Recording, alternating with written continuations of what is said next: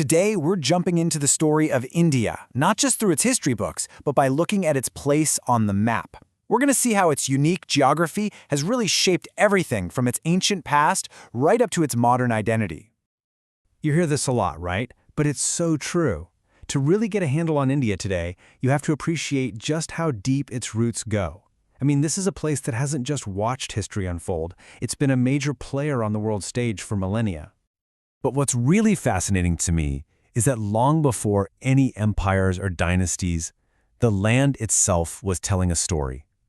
Its sheer size, its position on the globe, the mountains, the seas, they were the original characters setting the stage for everything that was to come.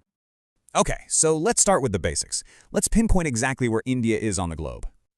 So what do all these numbers actually mean?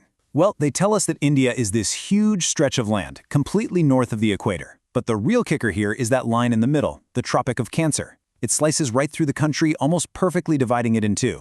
And that single line is a huge deal for its climate, giving it everything from temperate zones up north to a truly tropical south.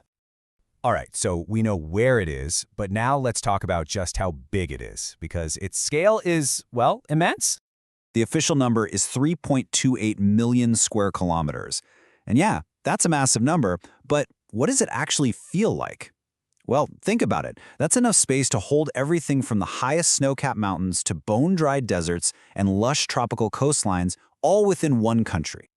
And here's a great way to put that number into perspective. As huge as India is, it only takes up about 2.4% of the world's total land.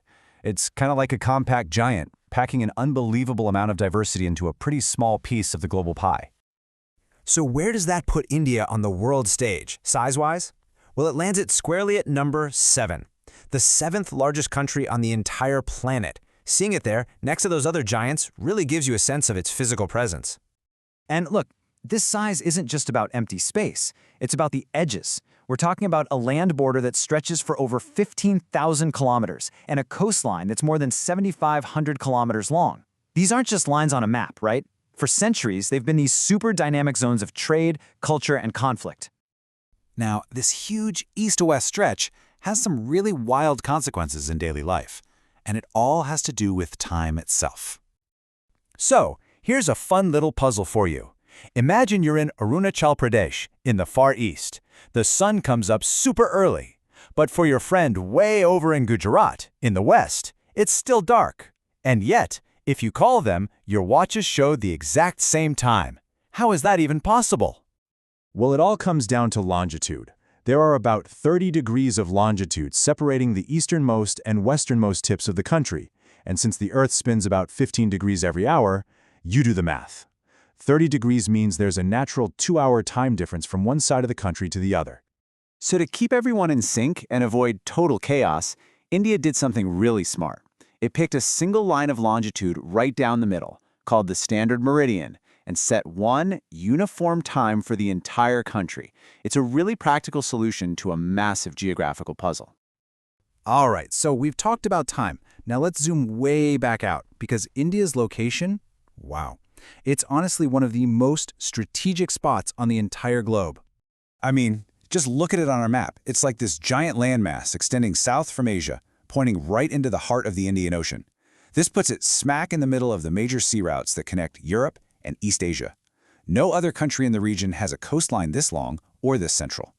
And because of this prime spot, for centuries, India was a powerhouse, exporting incredible ideas and goods. We're talking about things that literally changed the world, like the decimal system, flowing out through ancient mountain passes. Not to mention epic stories, spices, and fine fabrics that shaped cultures thousands of miles away. But of course, this was never a one-way street. Ideas and culture flowed in just as much as they flowed out. And you can still see the evidence everywhere today. In the art, you can see the influence of Greek sculpture. And in the architecture, you see those beautiful domes and minarets that came from West Asia. And then, bam! In 1869, the Suez Canal opens. This was a total game changer. Suddenly, the sea route from India to Europe got shorter by a whopping 7,000 kilometers. This just amplified India's importance, making it an even more critical hub on the world's most important shipping lane. Okay, for our last piece of the puzzle, let's zoom in a little closer and take a look at India's immediate neighborhood here in South Asia. You've got this incredible mix of neighbors with deep historical and geographical ties. To the north, you're walled off by the mighty Himalayas in countries like China, Nepal, and Bhutan. Then you look south, and it's a completely different story, a maritime world shared with island nations like Sri Lanka and the Maldives. So that brings us to our final thought. We've looked at the sheer size, the strategic spot it occupies, this incredible history of exchange, and its unique geography. When you put all of that together, what does it truly mean for a nation to stand apart from the rest of the continent?